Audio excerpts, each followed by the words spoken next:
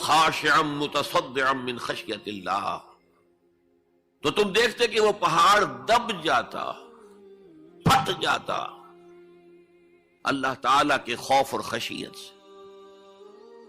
وَتِلْكَ الْأَمْثَالُ نَضْرِبُهَا لِلنَّاسِ، اور یہ مثالیں ہیں جو ہم لوگوں کے لیے بیان کرتے ہیں، لعلہم یتفکرون، شاید کہ وہ تفکر کریں، غور و فکر کریں۔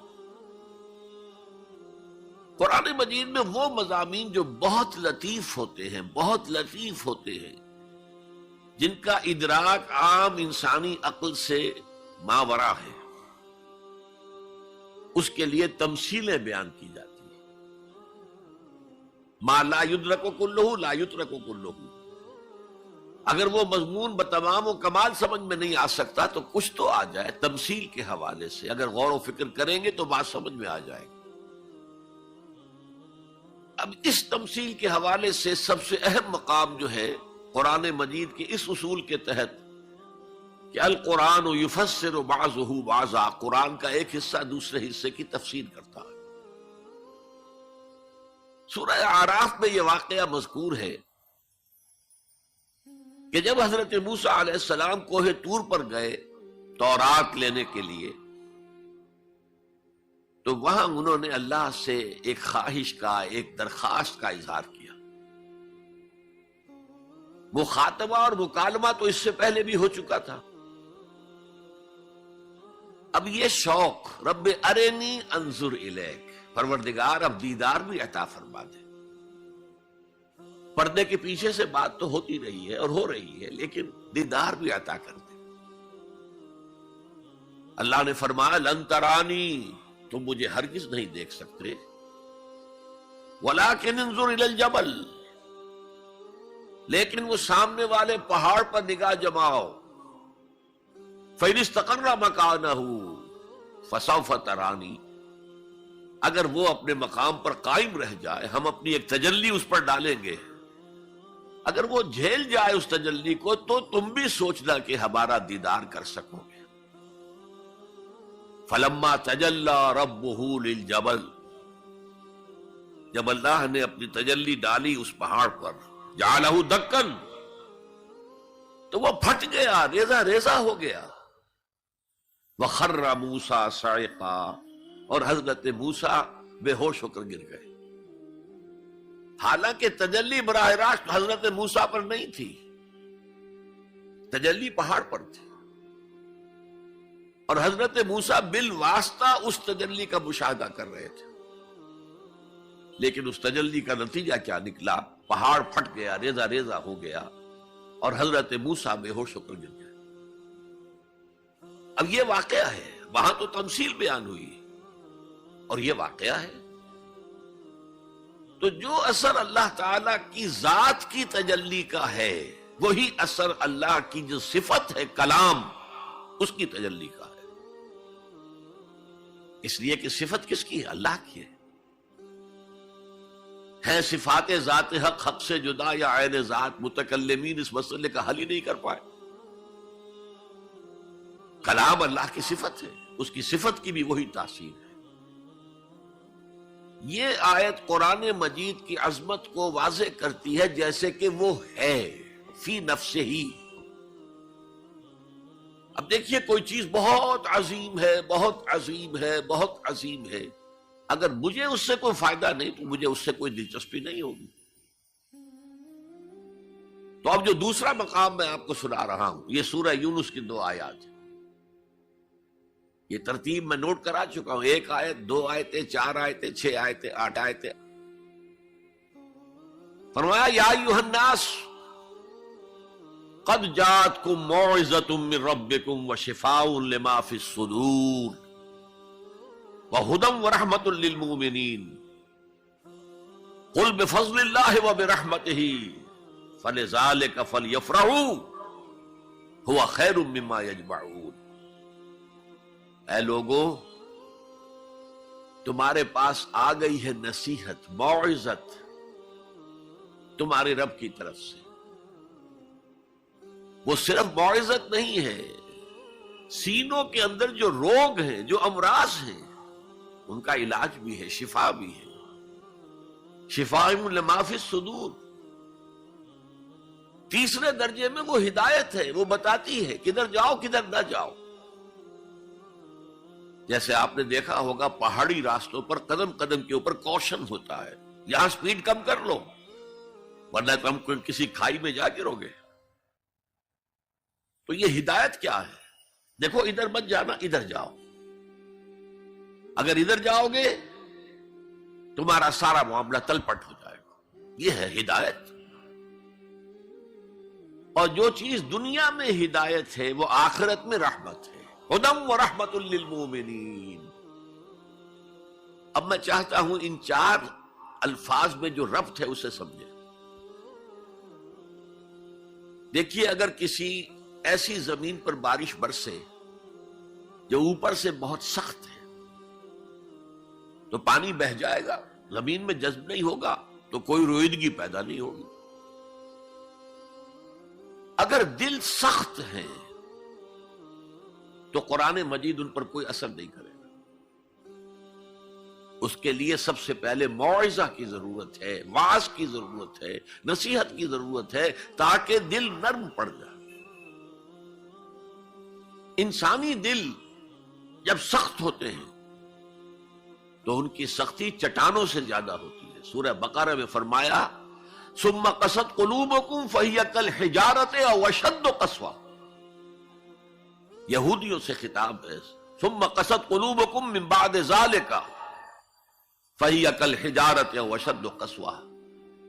اے بنی اسرائیل، تمہارے اس طرز عمل کے نتیجے میں تمہارے دل سخت ہو گئے اور اب وہ پتھروں سے زیادہ سخت ہے.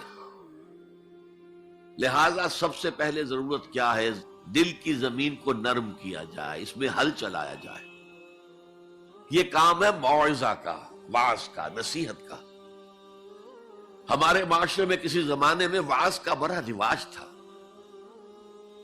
آج کل یہ چیز ختم ہو گئی، بلکہ واعظ کو گھٹیا بات سمجھا جاتا ہے. بھائی کوئی عقلی بات کرو، کوئی علمی بات کرو، تم تو واعظ کہہ رہے ہو.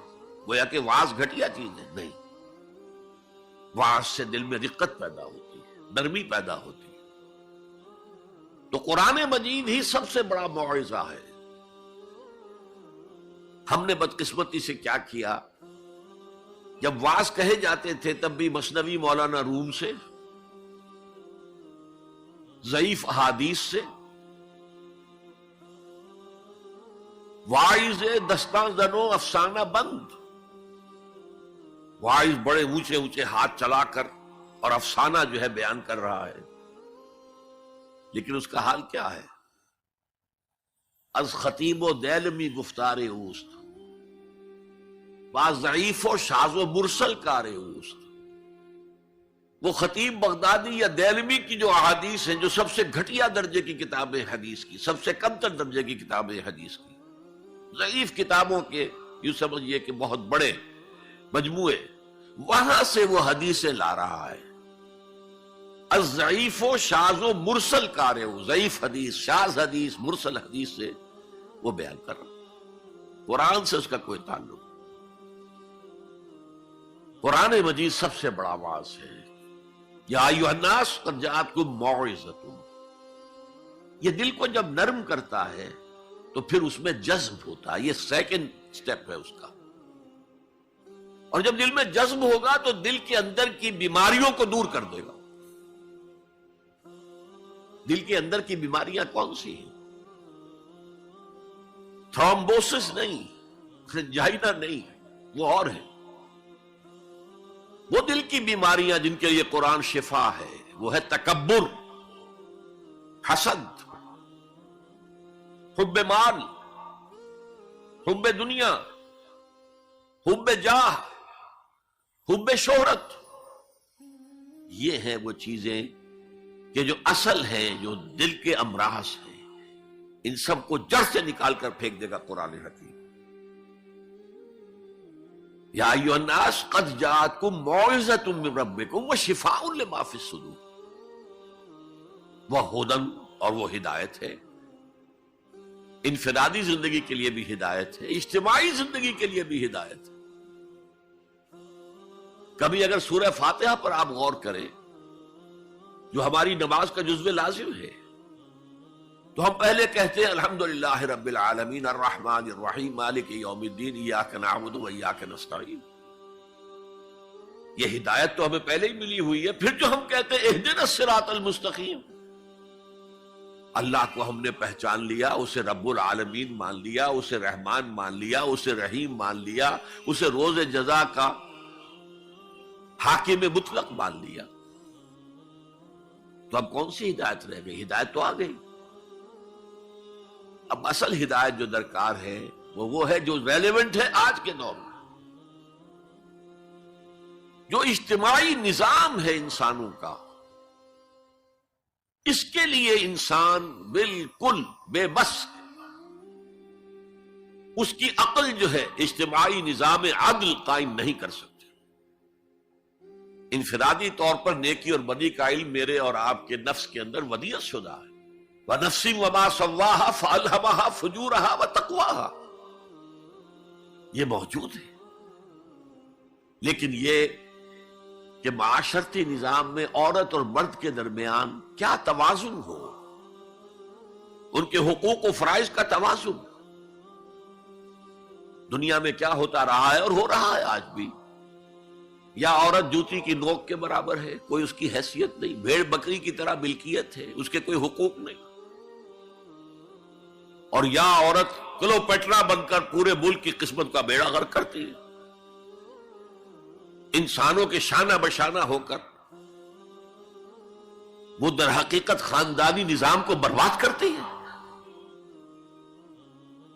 ان دونوں کے درمیان توازن کیسے قائم کیا جائے؟ اب آپ سوچئے، تجزیہ کیجئے. اگر مرد سوچے گا، نظام بنائے گا، تو وہ اپنے احساسات سے تو واقف ہے، عورت کے احساسات و جذبات سے تو واقف نہیں ہے. عورت نظام بنائے گی تو وہ اپنے احساس و جذبات سے واقف ہے، وہ مرد کے احساسات و جذبات سے واقف نہیں. یہ عادلانہ نظام وہی ہستی دے سکتی ہے جس نے مرد کو بھی پیدا کیا، عورت کو بھی پیدا کیا. ایک ایمپلائر ایمپلائی ریلیشن شپ ہے، کارخانے دار ہے، وہ لوگوں کو رکھتا ہے مزدور. اب جو بھی پروڈکشن ہو رہی ہے، جو نفع ہو رہا ہے، اس میں کتنا حصہ مزدور کا ہونا چاہیے، کتنا سرمایہ دار کا ہونا چاہیے، کون طے کرے گا؟ یا سرمایہ دارانہ نظام بن جائے گا اور مزدور کمر توڑنے والی محنت کرنے کے باوجود زندگی کے بنیادی جو تقاضے ہیں ان کو بھی حاصل نہیں کر سکے گا. میں نے آپ کے ممبئی شہر میں جو اس وقت دیکھا ہے، یہ جو چھوٹے چھوٹے خانے بنے ہوئے کبوتروں کے سے جن میں انسان رہ رہے ہیں اور پوری زندگی ان میں گزارتے ہیں، یہ انسان، جبکہ اونچے اونچے محل موجود ہیں، بڑی بڑی عمارتیں موجود ہیں، ایکڑوں پر پھیلی ہوئی کوٹھیاں موجود ہیں، یہ ہے ننگا کیپٹلسٹک نظام، ننگا اوریاں. اسی کا رد عمل تھا جو کمیونزم کی شکل میں ظاہر ہوا. ایکویلٹی ہونی چاہیے، لیکن اس کمیونزم نے شکل اختیار کر لی ون پارٹی ڈکٹیٹرشپ. تمہیں کوئی حق حاصل نہیں ہے، نہ کچھ کہہ سکتے ہو، نہ تنقید کر سکتے ہو، نہ رائٹ آف ایسوسیشن ہے، نہ right of expression of opinion ہے. بس کام کرو، تنخواہ لو، روٹی کھاؤ، اللہ اللہ خیر سا. یہی وجہ ہے کہ وہ نظام بھی مر گیا. اسی طریقے سے کسی بھی نظام میں اگرچہ حاکم مطلق تو اللہ ہے، پھر بھی کوئی نظام آپ بنائیں گے تو کچھ حکام ہوں گے، اولو الامر ہوں گے. خلافت راشدہ میں بھی تھے نا، امیر المومنین تھے، اولو الامر تھے. عوام میں اور ان کے درمیان حقوق و اختیار کا توازن کیا ہو، کون طے کرے گا؟ اولو الامر تو چاہیں گے سارے اختیارات ہمارے پاس ہوں، ٹوٹلیٹیرین سٹیٹ قائم ہو جائے گی. عوام چاہیں گے ہمارے پاس ہوں اور ہمیں اتنی آزادی ہو کہ مادر پدر آزاد ہو جائیں، جو چاہیں کریں، ہومو سیکشول ہو جائیں، ہومو سیکشول میرجز کریں، ہمیں کوئی روکنے والا نہ ہو. تو میں نے آپ کو بتایا اجتماعی نظام کے یہ تین گوشے ہیں: معاشرتی نظام، معاشی نظام، سیاسی نظام. آج کے انسان کی اصل ضرورت یہ ہے اس لیے کہ اس طرح کا ہمہ گیر نظام اس سے پہلے تھا ہی نہیں، لوگوں کو آزادیاں تھیں۔ آج آپ کا پورا تعلیمی نظام بھی اسی نظام کے تحت ہے۔ آپ کہاں لے جائیں گے اپنے بچوں کو؟ آپ ان کے حوالے کر کے اپنے ہاتھ دھو لیتے ہیں۔ You wash your hands of your children.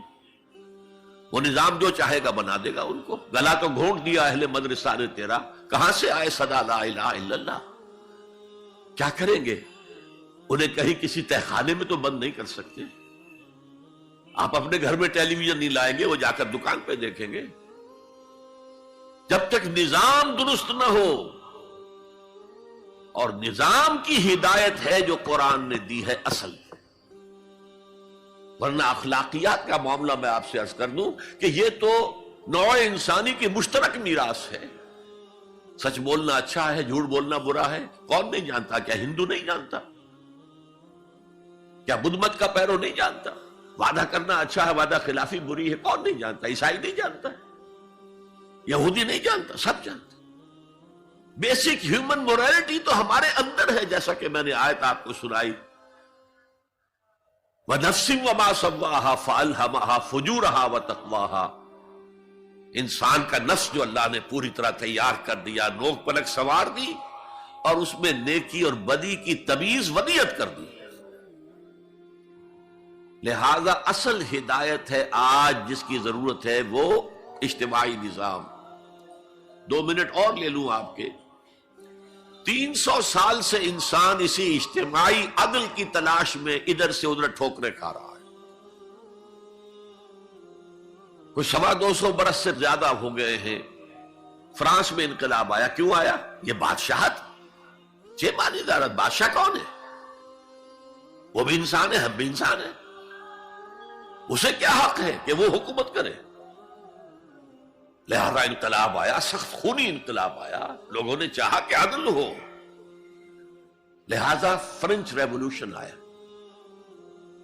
لیکن چونکہ وہ ریولوشن یک طرفہ تھا، صرف سیاسی نظام بدلا، معاشی نظام نہیں بدلا، سود موجود رہا، لہذا اس کے بعد کیپٹلزم کی لعنت مسلط ہو گئی۔ پہلے لارڈز اینڈ بیرنز اور بڑے بڑے زمیندار اور جاگیردار سروں پر مسلط تھے، اور اب کارخانے دار اور کیپٹلسٹ مسلط ہو گئے۔ آج کی جمہوریت کیا ہے؟ دس از دا ڈکٹیٹرشپ آف دی کیپٹلسٹ۔ یہ تو اصل میں کیپٹلزم ہے، کیپٹلسٹ کی ڈکٹیٹرشپ ہے جو اس وقت ہو رہی ہے۔ اچھا، اس سے نجات پانے کے لیے چھلانگ لگائی دوسری طرف کمیونزم، تو وہ میں آپ کو بتا چکا ہوں، وہاں انفرادی آزادی ختم ہو گئی، اب وہ بھی مر گیا۔ اب فوکو یاما نے تو کتاب لکھ دی اینڈ آف ہسٹری، بس ثابت ہو گیا کہ ہمارا نظام لبرل سیکولر ڈیموکریسی اور انٹرسٹ بیسڈ کیپٹلزم، اس سے بہتر کوئی نظام ہے ہی نہیں، سب ختم ہوگا۔ لیکن ایک نظام ہے جس کا انہیں اندیشہ ہے، جو ابلیس کی زبان سے اقبال نے کہلوایا تھا، ہے اگر کوئی خطر مجھ کو تو اس امت سے ہے جس کی خاکستر میں ہے اب تک شرار آرزو۔ خال خال اس قوم میں اب تک نظر آتے ہیں، وہ کرتے ہیں اشک سحر گاہی سے جو ظالم وضو۔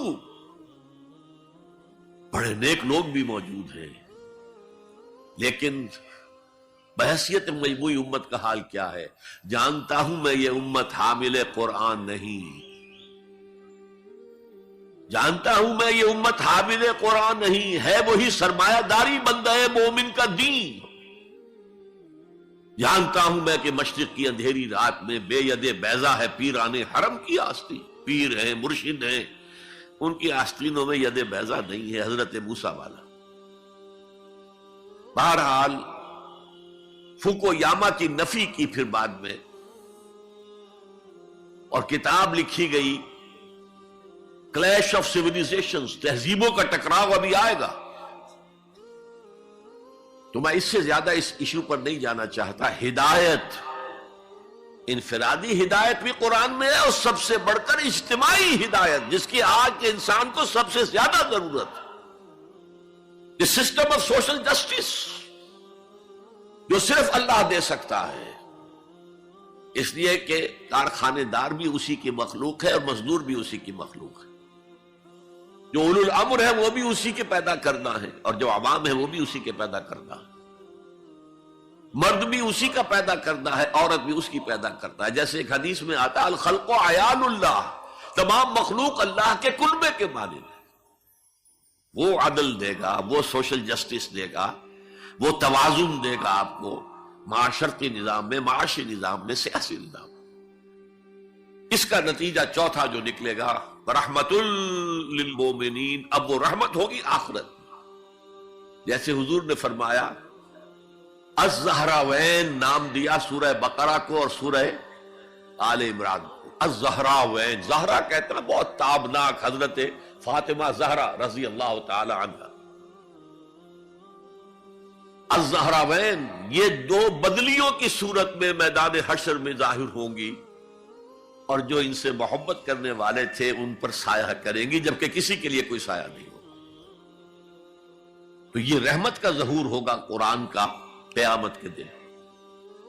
اب اگلی آیت دیکھیے، قل بفضل اللہ وبرحمتہ، اے نبی ان سے کہہ دیجئے یہ اللہ کے فضل اور اس کی رحمت کا مظہر ہے کہ اس نے تمہیں قرآن مجید جیسی کتاب ہدایت دی، جو موعظہ بھی ہے، شفاء لما فی الصدور بھی ہے، دنیا میں ہدایت بھی ہے، آخرت میں رحمت بھی ہے. قل بفضل اللہ وبرحمتہ فبذلک فلیفرحوا، اگر جشن منانا ہے تو اس کا مناؤ، خوشیاں منانی ہے تو اس کی مناؤ. ہوا خیر مما یجمعون، یہ دولت ان تمام چیزوں سے زیادہ قیمتی ہے جو انسان جمع کرتا ہے.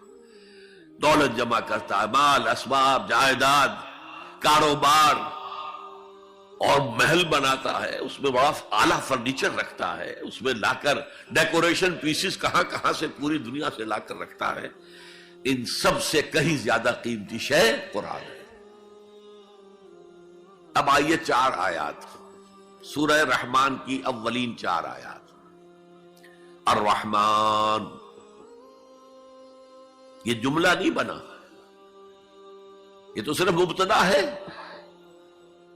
لیکن آیت پوری ہے. الرحمن علم القرآن خلق الانسان علمہ البیان.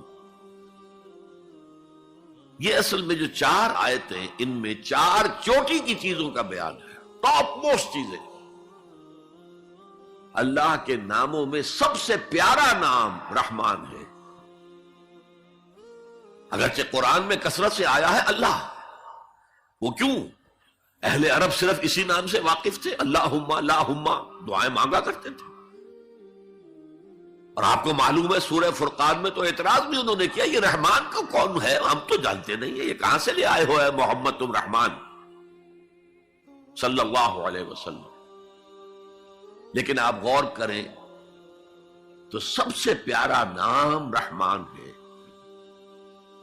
دیکھیے رحمت سے یہ 2 نام بنائے گئے، الرحمن الرحیم.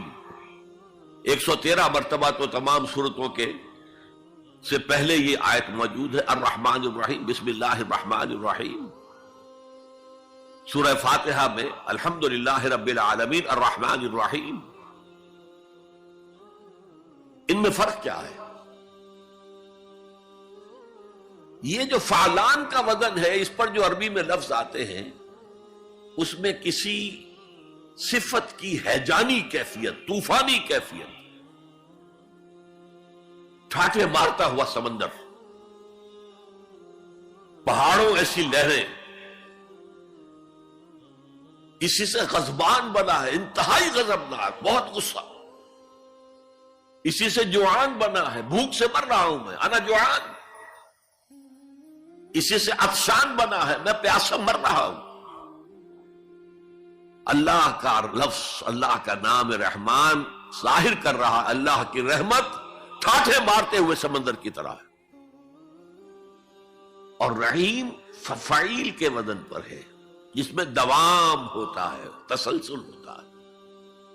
تو اللہ کی رحمت جہاں ٹھاٹھے مارتے ہوئے سمندر کی طرح ہے، ساتھ ہی وہ آہستگی کے ساتھ مسلسل بہنے والے دریا کے مانند بھی ہے، تسلسل کے ساتھ. اب ان دونوں کا ریلیشن اگر میں آپ کو ایک مثال سے سمجھاؤں، اگر کہیں کسی بس کا ایکسیڈنٹ ہو جائے اور آپ دیکھیں کوئی عورت جو ہے مردہ ہو گئی ہے اور کوئی شیر خوار بچہ اس کی چھاتی سے چمٹا ہوا، اسے کیا پتا میری ماں مر گئی، اور کوئی آئیڈینٹیفیکیشن نہیں ہو رہی، کچھ پتا نہیں ہے یہ کون خاتون تھی، کہاں سے آئی تھی، کچھ نہیں پتا۔ آپ بتائیے اس وقت کون سا انسان ہوگا جس کے دل میں رحمت کا دریا جوش نہ مار جائے، اس بچے کی سرپرستی میں کر لوں۔ یہ انسان کی فطرت ہے۔ لیکن جب وہ گھر لے جائے گا تو ہو سکتا ہے کچھ دن کے بعد وہ محسوس کرے کہ میں نے خامخواہ کو یہ بوجھ اپنے اوپر لے لیا ہے، میرے تو اپنے بچے بہت تھے۔ گویا کہ جوش تو آیا، دوام اس میں نہیں ہے۔ اللہ کی رحمت ٹھاٹھے مارتے ہوئے سمندر کی طرح بھی ہے اور اس میں دوام ہے، دریاؤں کا سا دوام، تسلسل سے بہنے والا۔ اور سب سے پیارا میں کیوں کہہ رہا ہوں یہ نام، ہمیں سب سے بڑی ضرورت رحمت کی ہے۔ دیکھیے اللہ رازق ہے، اللہ رازق ہے، ہمیں رزق دیتا تاکہ ہم زندہ رہیں، اور اس نے ہمیں زندگی اس لیے دی ہے لِيَبْلُوَكُمْ أَيُّكُمْ أَحْسَنُ عَمَلًا، تاکہ تمہارا امتحان لے۔ تو رزق دینا اس کی ضرورت ہے، میری ضرورت نہیں ہے۔ مجھے زندہ رکھنا چاہتا ہے تاکہ وہ امتحان میں دوں تو وہ رزق دے گا مجھے۔ لیکن رحمت کون سی چیز ہے؟ میں حدیث آپ کو سناتا ہوں۔ ایک دفعہ آپ نے فرمایا کوئی انسان محض اپنے عمل کی بنیاد پر جنت میں داخل نہیں ہو سکے گا جب تک کہ رحمت خداوندی دستگیری نہ کرے۔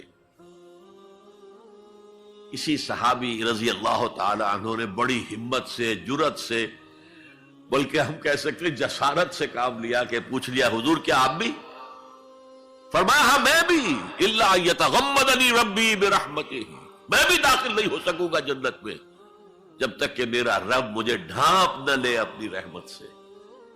تو سب سے پیارا نام کون سا ہوا؟ الرحمن۔ اب آئیے اگلی آیت، علم القرآن، اس نے قرآن کی تعلیم دی۔ جو پچھلا مقام ہم نے دیکھا تھا قل بفضل اللہ وبرحمتہ فبذلک فلیفرحوا،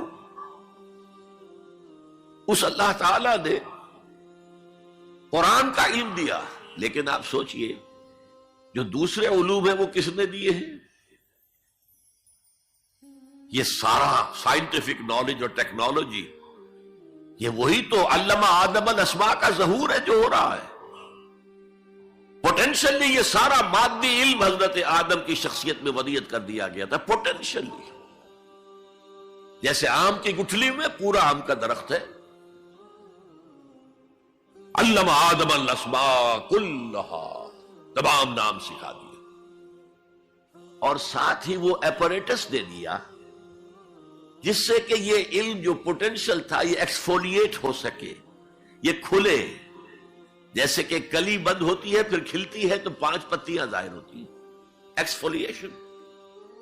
وہ ایپریٹس کیا ہے؟ ان السمع والبصر والفؤاد کل اولئک کان عنہ مسئولا۔ کانوں سے سنو، آنکھوں سے دیکھو، اس دماغ میں سینس ڈیٹا فیڈ کرو، پروسیس کرو، نتیجہ نکالو، میموری کے حوالے کر دو، اور سوچو اور دیکھو اور مشاہدہ کرو، نتائج اس سے نکالو، پچھلی میموری سے اس کو ٹیلی کرو، کوئی نئی چیز مل گئی ہے تو اس کو بھی سٹور کر لو۔ یہی ہے نا۔ میں مثال دیا کرتا ہوں کہ کسی شخص نے ہمارے آباء و اجداد میں سے کوئی 1000ویں پیڑھی ہماری ہوگی، ابھی تک انسان کسی سورس آف انرجی سے واقف نہیں تھا، پھل کھاتا تھا یا گوشت کچا کھاتا تھا۔ کسی شخص نے دیکھا کہ اوپر سے ایک چٹان گری اور نیچے بھی چٹان تھی، تو آگ کا شعلہ برآمد ہو گیا۔ اوہو یہ کیا ہے؟ اب اس نے ویریفائی کرنے کے لیے 2 پتھر لیے، ٹکرائے، شعلہ پیدا ہو گیا، آگ ایجاد ہو گئی، the most primary source of energy. اس سے آگے کسی نے دیکھا کہ ہانڈی چڑھی ہوئی ہے چولہے کے اوپر اور ڈھکنا اس کا ہلا، اسے کون ہلا رہا ہے؟ کوئی جن ہے، بھوت ہے، کون ہے؟ بعد میں معلوم نہیں، یہ سٹیم ہے، سٹیم میں طاقت ہے، سٹیم انجن ایجاد ہو گئے، چل پڑی گاڑیاں۔ فرنٹیئر میل آتا تھا پشاور سے بمبئی تک، چلا رہا ہے اسی سٹیم انجن سے۔ تو یہ علم ہمارا تدریجاً آگے بڑھا، لیکن یہ دیا ہوا اللہ کا ہے۔ لیکن تمام علوم میں چوٹی کا علم قرآن کا علم ہے۔ میں کہہ رہا تھا نا، ان چار چیزوں میں چار چوٹی کی چیزیں۔ اللہ کے ناموں میں سب سے پیارا نام رحمان، جو علم اس نے دیا تمام مخلوقات میں، اس میں چوٹی کا علم جو ہے وہ قرآن کا علم ہے۔ اب آئیے، خلق الانسان، پھر سوچے انسان کو پیدا کیا تو کیا جنوں کو نہیں کیا؟ کیا فرشتوں کو نہیں کیا؟ کیا یہ گیلیکسیز پیدا نہیں کی؟ کیا چاند اور سورج نہیں پیدا کیا؟ کیا ہماری زمین کے اوپر زندگی کی جو شکلیں ہیں، نباتاتی اور حیواناتی، یہ چرند ہیں اور پرند ہیں اور مچھلیاں ہیں، کس نے پیدا کی؟ سب کچھ اس نے پیدا کیا، لیکن اس کی کریشن کا کلائمیکس انسان ہے۔ سب سے بڑی اس کی تخلیق انسان، جو مسجود ملائک بن گیا۔ فسجد الملائکۃ کلھم اجمعون، کس قدر تاکید ہے، سجدے میں گر گئے تمام فرشتے، کل کے کل فرشتے جمع ہو کر 3 مرتبہ۔ کہیں شبہ رہ جائے جبرائیل نے نہیں کیا ہوگا سجدہ یا اسرافیل، نہیں، کلھم اجمعون۔ یہ انسان شاہکار ہے اللہ کی تخلیق کا۔ فرمایا ہے خلقتہ بیدیہ، اے ابلیس تو اس آدم کو سجدہ نہیں کرنا چاہتا جسے میں نے اپنے دونوں ہاتھوں سے بنایا۔ کیا معنی اس کے؟ اللہ کے 2 ہاتھ کیا ہیں؟ الا لہ الخلق والامر، 2 عالم ہیں، ایک عالم امر ہے، ایک عالم خلق ہے۔ عالم امر میں اللہ کے حکم کی تعمیل چشم زدن میں ہو جاتی ہے، انما امرہ اذا اراد شیئا فانما یقول له کن فیکون۔ اور عالم خلق میں وقت لگتا ہے۔ آم کی گٹھلی سے درخت تو بنے گا آم کا، لیکن کتنے سال لے گا؟ ماں کے پیٹ میں بچہ پرورش تو پائے گا، لیکن 9 مہینے لے گا۔ اللہ نے فرمایا کتنی جگہ پر میں نے آسمان اور زمین 6 دنوں میں پیدا کی۔ عالم خلق میں ٹائم کا ایلیمنٹ ہے، عالم امر میں کوئی ٹائم نہیں۔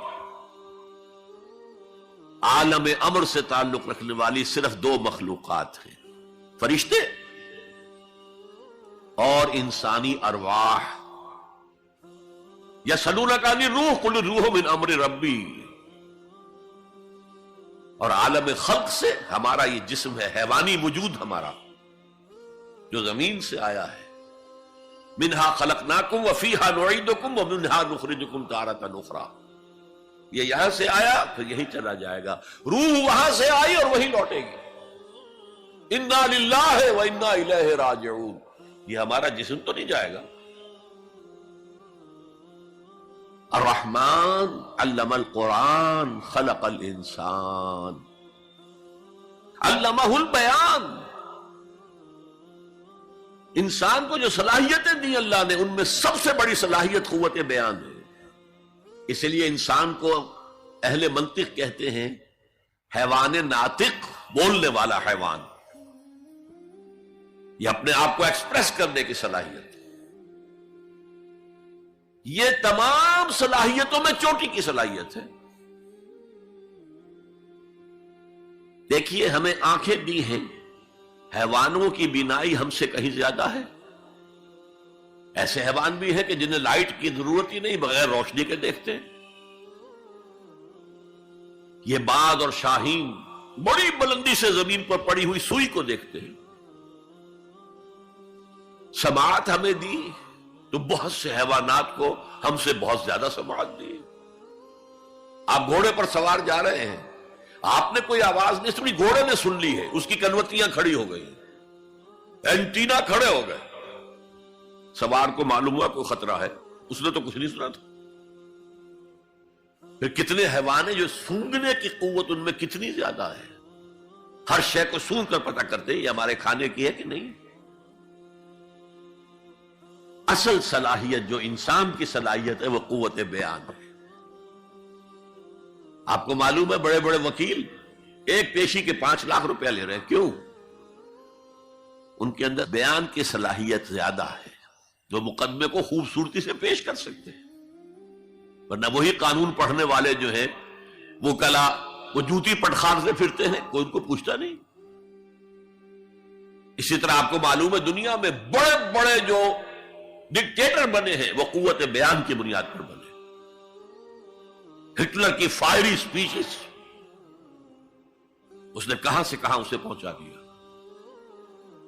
لیکن اب ان چیزوں کو جوڑیے، الرحمن علم القرآن، یہ ایک جملہ بنا ہے، رحمان نے قرآن سکھایا، خلق الانسان، انسان کو پیدا کیا، علمہ البیان، یہ 3 ویلیوز ہیں جو 4 آیتوں میں آئی ہیں۔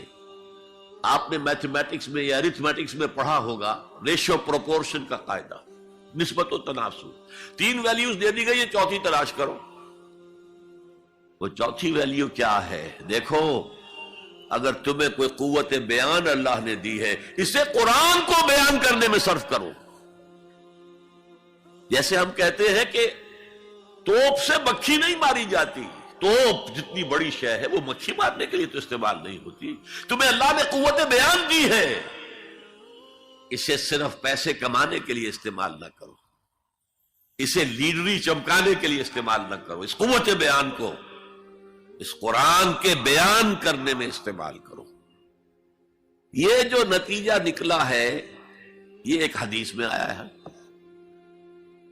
اور اس میں عجیب لطف ہے، الرحمن علم القرآن خلق الانسان علمہ البیان عن عثمان ابن عفان، وہی جو ہے قافیہ چلا آ رہا ہے، بخاری شریف کی روایت ہے، خیرکم من تعلم القرآن وعلمہ، تم میں سے بہترین لوگ وہ ہیں جو قرآن سیکھیں اور سکھائیں، پڑھیں اور پڑھائیں، سمجھیں اور سمجھائیں۔ یہ بہترین ہے، اس کو بہتر نہ کہیں۔ یہ خیر کے بعد من آ جائے گا تو یہ کمپیریٹیو ڈگری ہوگی، انا خیر منہ، ابلیس نے کہا تھا میں اس آدم سے بہتر ہوں، خلقتنی من نار خلقتہ من طین، مجھے تو نے آگ سے بنایا، اسے مٹی سے بنایا۔ اگر من نہ آئے تو یہ سپرلیٹیو ڈگری ہے، خیرکم، تم میں سے بہترین لوگ وہ ہیں جو قرآن سیکھیں اور سکھائیں۔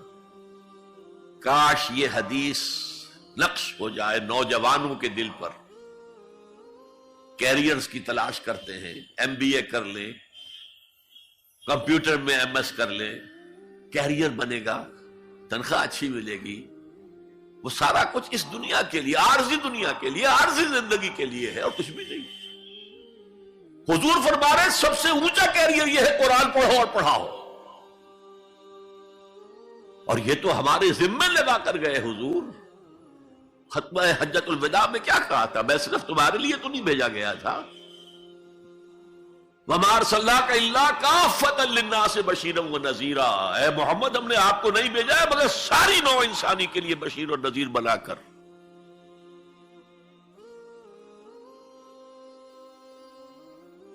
تو حضور نے تو تبلیغ ابھی صرف اہل عرب تک کی تھی، رسول تو تھے وہ پوری نوع انسانی کی، وہ کون کرے گا؟ وَكَذَلِكَ جَعَلْنَاكُمْ أُمَّةً وَسَطًا لِتَكُونُوا شُهَدَاءَ عَلَى النَّاسِ وَيَكُونَ الرَّسُولُ عَلَيْكُمْ شَهِيدًا۔